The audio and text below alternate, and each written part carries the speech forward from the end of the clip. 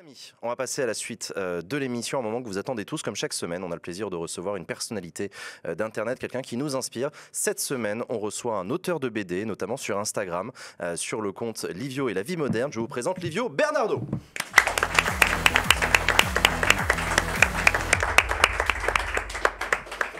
Salut. Bonjour. Livio. Bonjour. Ça va? Ouais, ça va. Bienvenue sur le plateau de Backseat. Merci. Ça fait plaisir de te recevoir. C'est un plaisir. C'est ta première fois sur Twitch ou pas? J'ai un doute. Oui. Tu parles très loin du micro. Je suis vieux, moi. Ouais, rapproche-toi du micro, n'hésite pas. Ouais. On est là pour t'écouter. Ça y est, je suis vieux depuis hier, en fait. Qu'est-ce qui t'est arrivé hier? C'était ton anniversaire? J'ai eu 36 ans. Allez, joyeux anniversaire dans le chat pour Livio Bernardo. Joyeux anniversaire et 24 heures de retard. Joyeux anniversaire. Merci d'avoir accepté notre invitation. Je le disais tout à l'heure, tu es auteur de BD, notamment via ce compte Instagram qu'on connaît très bien, mais tu as également publié des BD. Ça fait combien d'années que tu fais ça maintenant?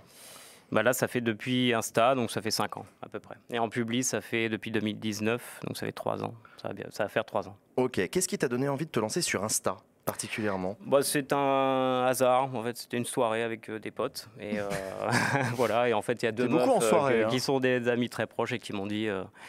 tu devrais faire ce que tu fais pour nous, mais publiquement. Voilà. Donc en fait, j'ai commencé à publier sur Insta. Et puis voilà, ça a pris. Voilà. Parce que c'est ça. Tu le faisais pour tes potes avant? Oui, c'était ça. En fait, je dessinais mes potes. Et je dessinais les soirées que je faisais. Et ça allait pas plus loin, en fait. Donc c'était ça, la base du compte, c'était ça. Et tu continues de dessiner tes potes. Voilà, alors du coup, par contre, depuis, il y a une dimension un peu plus politique, pour le coup, et un petit peu plus sociale. Ouais. On va en parler. Ton humour est très basé sur l'autodérision. Tu décris une génération, la tienne d'ailleurs, tes potes, tu t'en caches jamais, tu dis en fait on se moque de nous, nos potes, nous les bobos parisiens, avec tout pétri de contradictions dans tous les sens, etc. Ouais. C'est un humour très, très cynique, mais extrêmement drôle, y compris pour ceux qui, comme moi, font partie de cette cible complètement, mais probablement pour les autres aussi. C'est une envie que tu as eue de te moquer de toi-même à un moment? Alors moi c'était surtout l'orgueil des gens, c'est-à-dire que je trouve que le Parisien a beaucoup d'orgueil, il se prend vraiment pour un ouf, et ça m'énervait en fait, voilà, c'est le truc de se prendre vraiment pour, je sais pas, quelque chose, c'est pas plus haut que c'est quelque chose, c'est vraiment, on est vraiment au top de quelque chose, on sait les choses, on est une espèce de vérité comme ça. Moi, c'est ça qui m'énervait un petit peu. C'est cette espèce d'assurance comme ça que je voulais casser. À la base, c'était ça en fait. Mais du coup, je me casse aussi. C'est-à-dire que vu que je suis ce personnage, je me casse d'abord moi et après je casse les autres. Et du coup, c'est intéressant sur les réseaux parce que c'est ce qui est... Enfin, c'est très difficile de faire comprendre ça. Surtout sur Instagram, je veux dire, le royaume du paraître, du selfie, etc. C'est marrant d'avoir choisi d'investir en fait ce lieu. Oui, parce qu'à l'époque, c'était un petit peu, l'endroit idéal en fait pour parler des gens. Pour le visuel en tout cas aussi. Ouais. Déjà, et puis pour les interactions, il y avait vraiment un truc immédiat. Tu te fais pourrir un peu? Ouais, j'avais demandé, il y a des gens bien sûr, qui sont piqués dans leur orgueil. En parlant d'interaction précisément. Bien sûr, parce que justement c'est toujours le truc, c'est-à-dire que vu que tu parles des gens, les gens amènent leur expérience personnelle. Alors après il y a l'acte de commenter, c'est-à-dire que tu t'es piqué. Tu vas le dire. Moi, tu vois, je prends mal un truc, je vais pas dire connard, qu'est-ce que tu racontes comme connerie? Et il y en a qui font ça. Donc en fait, tu le vois en commentaire, tu vois les réactions. Et donc c'est un peu l'intérêt. Alors moi, ça m'amuse. Enfin, ça m'amuse. Ça peut aussi me rendre ouf. Ça dépend de certaines réactions. Mais il y a des trucs très personnels. Il y a des trucs parfois un peu durs. Si ça t'amuse, tu devrais essayer Twitter aussi, si tu veux te faire. Alors voilà. Mais du coup, Twitter, en fait, c'est plein de Parisiens aussi. Justement, de base, tu vois, j'étais sur un truc de. Je voulais pas ajouter une addiction. À la base, Insta, c'était ça. Je voulais pas ajouter encore un autre truc où j'allais être complètement. Justement en demande de réaction et de machin, et typiquement c'est ce qui est arrivé et je le savais. Si je rajoute encore des réseaux et des réseaux, enfin je m'en sors pas, donc j'évite. Donc Twitter, je suis pas en fait. Après c'est peut-être un truc générationnel aussi, je sais pas. Un de tes terrains privilégiés pour observer les Parisiens, etc. Ça a beaucoup été les sorties, les soirées dans la rue, les canals du quai de Saint-Martin typiquement, etc. Il se trouve qu'il y a eu le Covid entre temps. Ça a dû être relou pour toi ce moment un peu bizarre, et en même temps ça a dû être source de plein de réflexions aussi. Oui, parce que ce qui est intéressant, c'est ce qui se passe socialement. Enfin, tu vois, c'est des moves généraux, quoi. C'est qu'est-ce qui arrive aux gens, en fait. C'est devenu... À la base, c'était vraiment le truc des soirées, de Paris, etc. Et ça s'est élargi vraiment, justement, aux événements, je veux dire, qui pouvaient... dans lesquels on se retrouvait tous, en fait. Covid, c'était un peu ça. On était tous dans une galère...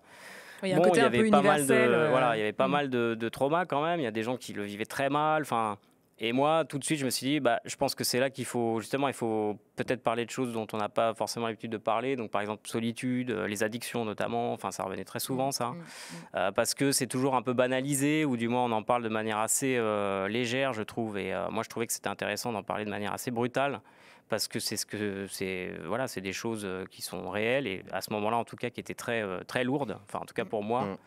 Après, je suis pas seul, moi. Donc, mais j'ai pensé, j'ai travaillé un petit peu sur ces gens qui devaient le vivre d'une manière, en tout cas que je vivais pas moi. Ouais. Donc c'est ça qui était intéressant dans Covid. Après, oui, c'est sûr que je suis plus inspiré quand je sors dans la rue, quand je sors en soirée.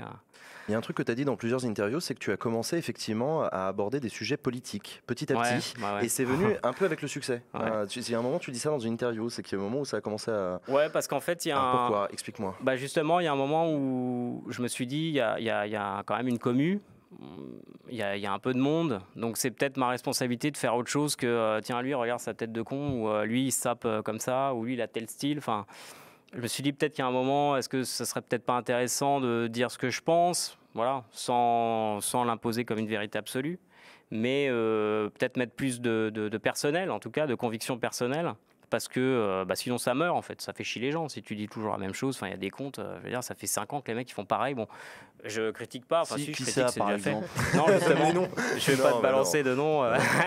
Mais voilà, moi je trouvais ça intéressant de faire le renouvellement sur ce genre de support.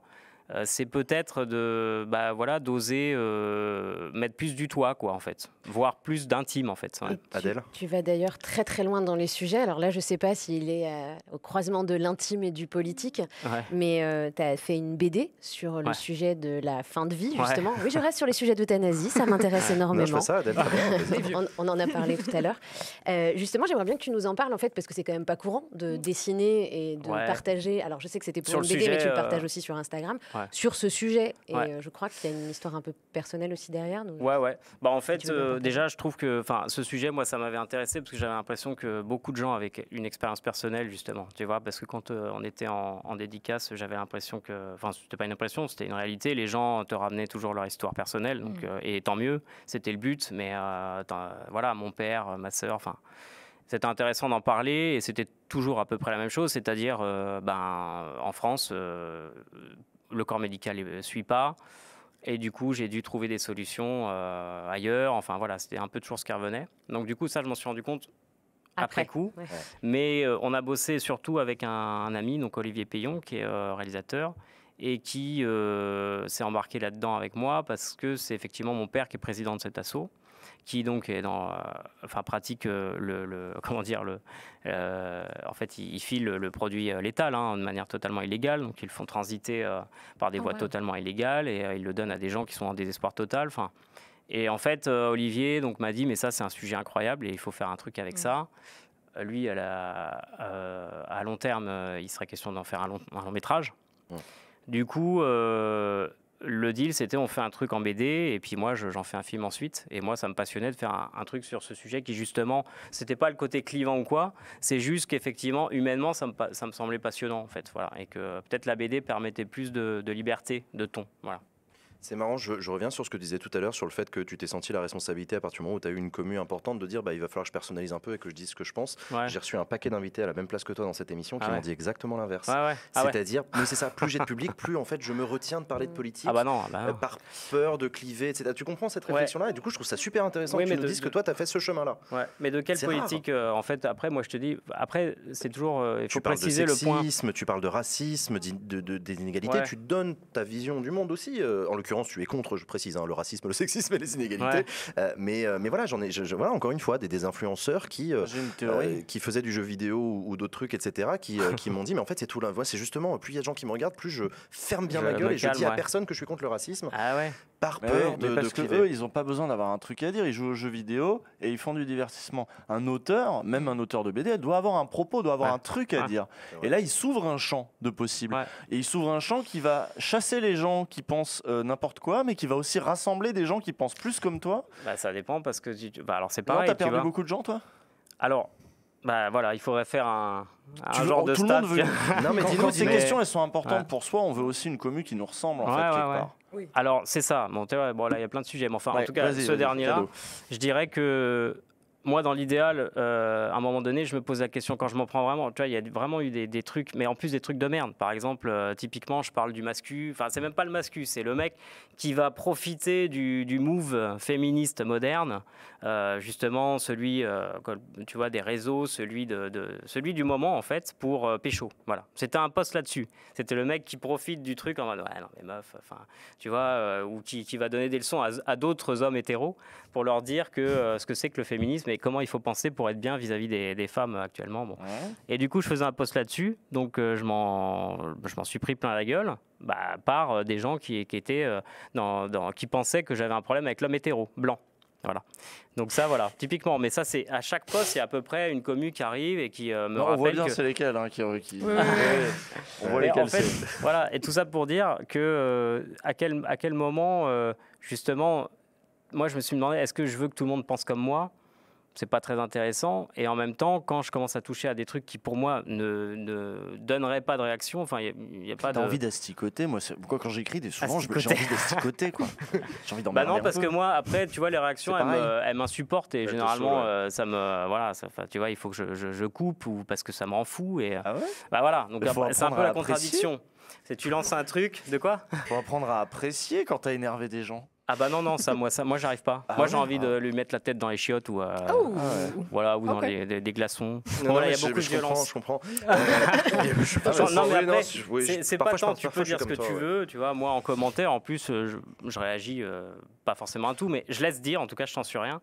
Par contre, quand ça commence à m'attaquer personnellement parce que le gars dit tu dis de la merde et tu devrais pas exister, enfin c'est très souvent ce qui arrive.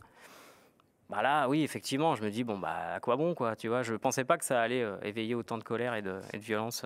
Livio, il t'aura pas échappé qu'en ce moment, il y a une élection présidentielle. Voilà, comme tu le sais, l'humour a toujours été important dans le monde politique. Se moquer du politique, on va pas revenir aux théories sur le bouffon du roi, etc., tu les connais comme mots, etc., c'est important en démocratie de se moquer du politique. Y a-t-il des moments où la vie politique, tu te dis que t'arrives pas à en rire ? Qu'elle est trop badante. Oui, en ce moment-là, par exemple. Ouais, alors explique-moi, tu peux mettre des mots là-dessus sur le sentiment que tu as vis-à-vis de la classe politique actuelle, de ces candidats, de cette présidentielle peut-être, je sais pas. Alors après, moi je sais que je suis pas assez cultivé politiquement, c'est-à-dire je vais pas aller regarder les programmes, je vais pas aller m'informer vraiment sur les...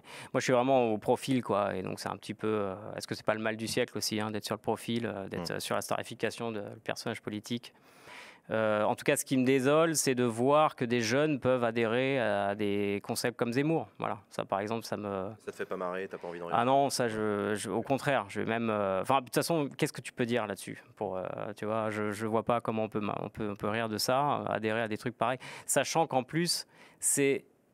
Enfin, tu vois, même, je trouve que c'est une nouvelle version de l'adhésion au FN en fait, c'est-à-dire qu'à mon époque les racistes on les voyait pas, enfin quand j'avais 20 piges, c'était Le Pen, c'était peut-être même encore Le Pen père, je sais plus, tu vois. C'est l'époque où les gens se cachaient dans les sondages de voter Le Pen. Et voilà, moi je les voyais pas les racistes, alors je me disais bon bah c'est des gens, voilà, après je les méprise pas.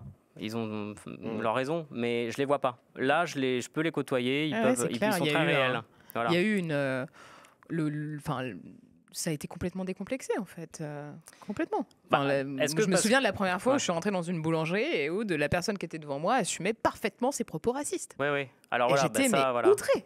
Mais ça, pareil. Et maintenant, c'est devenu monnaie courante. Et c'est hallucinant. C'est le champ de l'acceptable. Ouais. Ah non, mais c'est ça, faut le combattre. Faut le combattre. Est-ce que c'est nous qui changeons de prisme de perception, ou est-ce que c'est vraiment il y a un vrai changement? Je pense que les responsables politiques actuels ont mis de l'eau au moulin, de toute évidence. Le premier qui a commencé, c'est Sarko en fait. Et à partir de Sarkozy, les autres se sont dit si lui il commence à dire qu'on peut y aller au Karcher, pourquoi moi je serais là dans mon coin à rien dire? Ah oui, tu veux dire à coup de phrase choc. Et puis Chirac avant avec le bruit et l'odeur. Et toi, la politique d'ailleurs, c'est un sujet qui t'intéresse depuis peu, ou c'est né à un moment dans ton contexte familial par exemple, ça parlait de politique à table?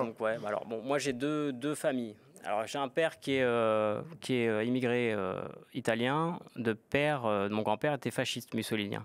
Ok. Voilà, mais un vrai aguerri, complètement décomplexé et sûr de ses idées, donc antisémite, etc. Je pense que mon père est en réaction à son père, donc du coup c'est un 68A. Sauf que 68 Art, j'ai l'impression qu'ils sont devenus un peu, du coup, ça devient un peu du laïcart.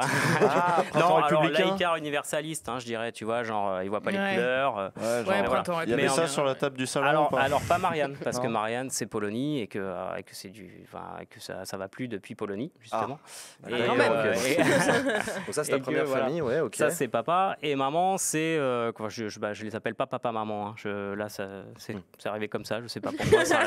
Tu peux. Mais et ma mère, c'est la télé. Ma mère, c'était la culture politique par la télé. Intéressant. Donc, mais c'est passionnant parce que tu vois, moi j'ai des souvenirs de gamin, genre 7 sur 7, alors 5 colonnes peut-être pas encore, mais en tout cas moi c'était très l'invité du JT. Et c'était l'époque où l'invité ou la personnalité politique n'était rien d'autre que ce qu'elle était à la télé. Il n'y avait pas les réseaux pour les humaniser. Sûr, ouais. Tu vois, il y avait le filtre des médias encore. Voilà, c'était une figure. Donc il y avait les Mitterrand, c'était Chirac. Il y avait les Guignols comme alors il y avait les Guignols, mais les Guignols c'était Canal et c'était.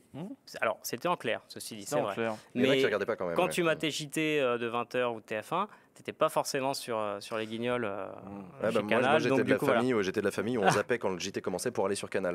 J'ai découvert la politique grâce à Canal pour cette raison-là. Non, moi c'était Drucker et le JT de 20h. Il y a un truc sur lequel je voudrais bien avoir ton sentiment aussi, c'est sur le côté d'autodérision, le caractère très premier degré qu'ont les gens dès lors qu'ils se prennent de passion pour des sujets politiques. Ils deviennent adhérents ou militants ou très, très impactés par les causes. C'est un truc que j'ai vécu personnellement à un moment où j'ai travaillé en politique, j'ai été engagé en politique à un moment. Et un des effets que ça a eu sur moi et que j'ai remarqué sur le moment, c'est l'absence totale d'autodérision. Ça a tué mon autodérision. Je ne rigolais plus quand on se moquait des politiques de mon camp. Je prenais mal les blagues qu'on faisait et je suis devenu très con. Mais vraiment, et heureusement que je n'avais pas Twitter à l'époque, parce que vraiment, je serais devenu une petite merde, etc. Et donc, ça m'intéresse, tu vois, de se dire, est-ce qu'il y a un moment où tu arrives à te moquer aussi de toi-même dans, je sais pas, dans tes propres élans c'est très difficile effectivement d'accepter encore une fois que tu puisses en fait avoir tort, voilà, parce que tu auras forcément tort. Voilà, toi tu es sûr de tes trucs. Encore une fois, en plus, c'est une question de raison de tort, mais pour quelqu'un tu vas dire de la merde. Enfin, pour quelqu'un tu vas être à côté et puis et justement encore une fois l'existence sur les réseaux te le rappelle régulièrement. Ouais. Et je pense que je parlais d'orgueil au début, c'est-à-dire qu'on a tous cet orgueil d'être persuadé d'avoir la vérité, tu vois. Et surtout en politique. Et c'est ce qui se passe dans les débats, tu vois, alors que ce soit le débat tu vois, à Noël avec tonton, ou que ce soit en soirée avec des potes, ou des gens que tu connais pas et qui vont te sortir une énormité. Bon. C'est pas vraiment une question de vérité, c'est plus une question de point de vue en fait. Ouais, mais c'est la maturité pour faire ça. Faut voir, c'est ça qui est intéressant. Est-ce que la personne cherche pas à te convaincre? Est-ce que toi tu cherches pas à convaincre la personne quand tu parles? Moi très souvent, c'est ce qui se passe. C'est vrai, moi je me dis ça, je me dis, c'est marrant, moi je suis antiraciste, et si ça se trouve, c'est les racistes qui ont raison, on n'en sait rien, c'est fou quoi. Tu vois, c'est pas ça. Un jour on va se réveiller, je vais être là, putain, je me suis planté quoi, sur toute la ligne. Donc toi t'es Noël, je me suis fait insulter dans tous les sens, menacé. C'est pas une question de vérité, c'est là où je suis d'accord avec toi, c'est que la politique et en démocratie, c'est une question de volonté. La vérité, il faut objectiver un certain nombre de propos, c'est là où ça devient compliqué effectivement, et où le débat est intéressant en fait. Alors les débats intéressants sont intéressants avec des gens qui sont prêts à débattre. Et généralement, tu tombes quand même très souvent surtout, encore une fois, je parle de deux contextes que sont Noël, où tout le monde est bourré, et les soirées où les gens sont bourrés également. Donc du coup, tu as une espèce de truc en mode, de toute façon, je sais que je vais aller au bout avec lui. Et, le dénominateur commun, c'est l'alcool quand même, apparemment. L'alcool, effectivement. Mais en même temps, à la fois, ça te détend pour pouvoir débattre politiquement. Avec des gens que face à toi, tu sais très bien qu'ils n'ont rien à voir avec toi. Et à la fois, ça peut effectivement, à un certain niveau, ça peut faire émerger des idées intéressantes. Du coup, j'espère que tu resteras boire des coups avec nous après l'émission. Chers amis, nous allons passer à la partie que vous attendez tous. Tu vas rester avec nous. C'est parti pour le quiz à la con. Best time ever. Voilà, ils n'ont encore pas applaudi. Voilà. Merci public, vous êtes les meilleurs. Ils sont plus nombreux que la semaine dernière, mais ils sont moins au taquet. Non mais critique pas, c'est eux qui financent l'émission, donc tu dis merci. Non mais commence pas. Soliment, s'il te plaît. Merci, je vous rappelle que vous pouvez aller sur le YouTube de l'émission pour vous aussi participer à l'émission et venir dans le public boire des coups avec nous après l'émission.